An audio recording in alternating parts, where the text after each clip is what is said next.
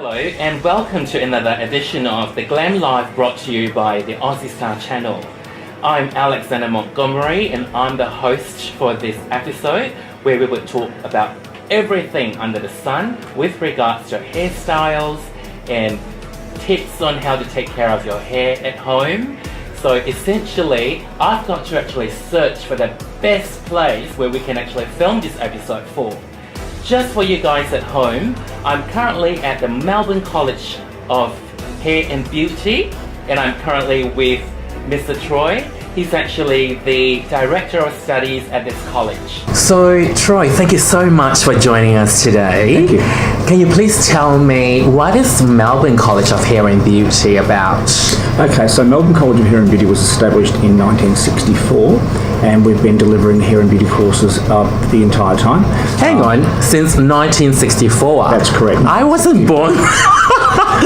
I was actually born the year before that, so okay. Yes, but it is a very, very long time. Wow. We're actually the second oldest hair and beauty school in the country. Yeah. It was established originally by a lady by the name of Madam Verna Green, who's since passed away, and she ran the school very successfully. She also opened up the very, very first men's salon in Melbourne called the Gentry a very long time ago. And that was a place where men, and particularly professional men, could go and have hair and beauty services done, which was the first of its kind in Melbourne. So that was very, very successful, and that was groundbreaking back then as well. Wow, that sounds so interesting actually. So that was in 1964. Correct. Now today is 2017. How much the school has actually grown. What do you reckon is your point of difference? Like, why are you so different from other schools?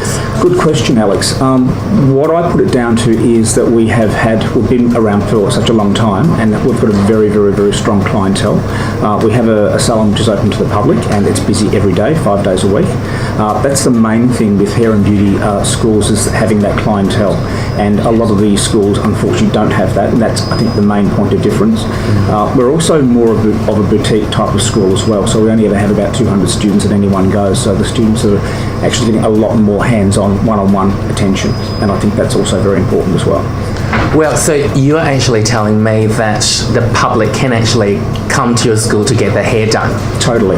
Wow. Totally. And that's actually great as well for the students, don't you think? Of course. Oh. I get on a regular basis a lot of employers who will actually ring me up and ask me to recommend students for them to get them employment. Wow. Which happens all the time. And I also put up the job notices in our student lunchroom as well. Yeah. So the students who are looking for work can easily go in there and have a look at what's currently available and contact the employer and hopefully arrange an interview. Well, that's amazing. You know what, Troy? By the way, Troy, if I haven't mentioned before, is a Director of Studies. So he's actually the go-to person. Troy, so, as I was walking through the school, Yep. I was just so impressed with the amenities and the facilities that you've got here for the students. It's just like I'm going to my second home. That's amazing. I love it. So what sort of courses do you offer? Is it just hairdressing? Not just hairdressing. Yeah. Primarily hairdressing and beauty therapy have always been our two main courses. But we deliver all courses from certificate to level up to diploma in both hair and beauty, but also in business as well. So that's recently a new thing for us as well, and that's also doing really well. So those students who would like to go from a diploma in hairdressing or beauty therapy and maybe go into more of a business stream, we have that availability for them as well. So that works really well. So what's the criteria for Australians or anybody who would like to study a Cert 2 in hairdressing? What are the prerequisites? There are no prerequisites. What we like is for them to be enthusiastic. Yeah. I think that's a big plus as well. And we're very lucky. We have a very, very good group of students here at the moment, which is very, very good. So the Certificate 2 in hairdressing is actually quite basic. It's designed for those people perhaps that may want to get an apprenticeship. So it covers all the basics of basic services and meeting and greeting clients, etc. Certificate 3 in hairdressing is actually the trade qualification. So that's where they can go out and get a job as a fully qualified hairdresser once they've completed Certificate 3. Yeah. So if they were to complete a Certificate 2 and then go into Certificate 3, then they would have all those units of competency credited towards the Certificate 3 as well as. And I believe that it's government sponsored as well? It is government funded, that's correct. Fantastic. So the students can come and study here for not really a lot of money. If they do have a healthcare card as well, it actually makes it very, very, very affordable. Wow, guys, you guys got to check this out. Yeah. We also don't take fees up front as well, so we actually get the students to pay monthly. So that works for a lot of people as well, so they have to fork out a whole... That's amazing. I should enroll in the school. You were mentioning about your school's point of difference. I can see why and I can see how. Also, so when these graduates actually pass their course, what's in store for them in the workplace? Well, what can they do? Well, pretty much anything. I mean, the courses we deliver, as I said before, range from level 2 down to diploma. And we also deliver diploma of special or screen and media specialist makeup as well, which is very, very specialised. So what I say to the students is, if you want to get a job, then you will get a job. And there is plenty of employment out there in both hair and beauty. That's amazing. So essentially, the students can enroll in this school. Yes. And after 30 weeks or so, if they want to actually enhance their skills, they can move up to a Cert 3, 4, or a diploma. Yes, exactly. Or they could just get out there and find a job because the school offers job placements. That's correct. So once a student's completed Certificate 3 in hairdressing, which, as I said before, is the trade qualification, once they have been employed full-time in industry for 1 whole year, they can then enrol into a Certificate 4 in hairdressing. And the Certificate 4 in hairdressing covers all the advanced skills. And all the creative, a lot more creative work, and it covers things like makeup for photography, session styling, that type of thing as well. So it really sort of helps the students who want to work as a stylist as such work out there in the industry on photo shoots, that type of thing. Right.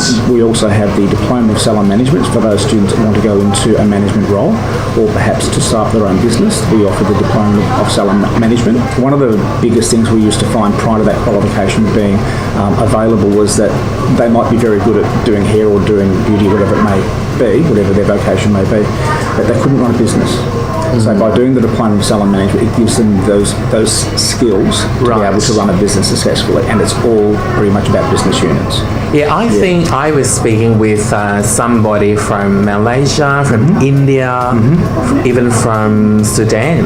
Yes, exactly. Amazing. It's all parts of the world. Yeah, that's great. So tell me, with the Certificate 3, what's the difference between a Cert 3 and a Cert 4? Well, the Certificate 3 is the base trade qualification, so you learn everything that you need to know in the Certificate 3 in hairdressing. Okay, I'm sorry to interrupt you, Troy, but what does employers expect? What's the minimum before they can work on the salon floor? Minimum will be Certificate 3. Okay.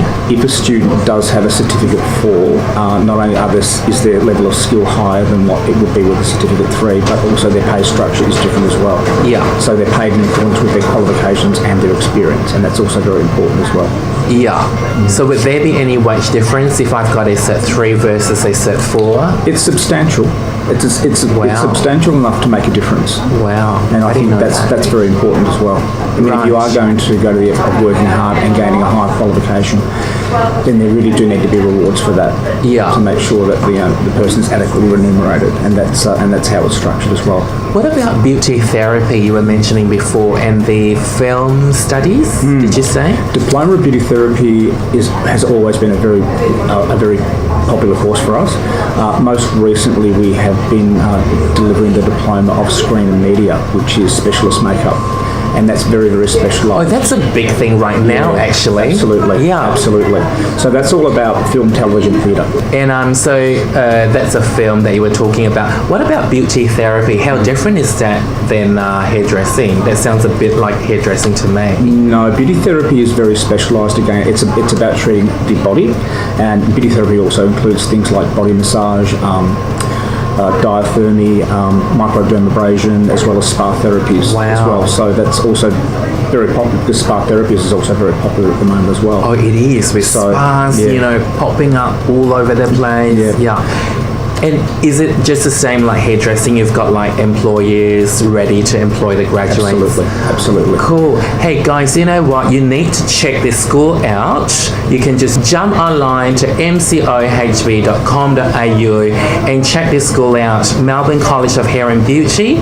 Thank you so much, Troy. Thank you very much. Director of Studies here at this college, and we'll be right back.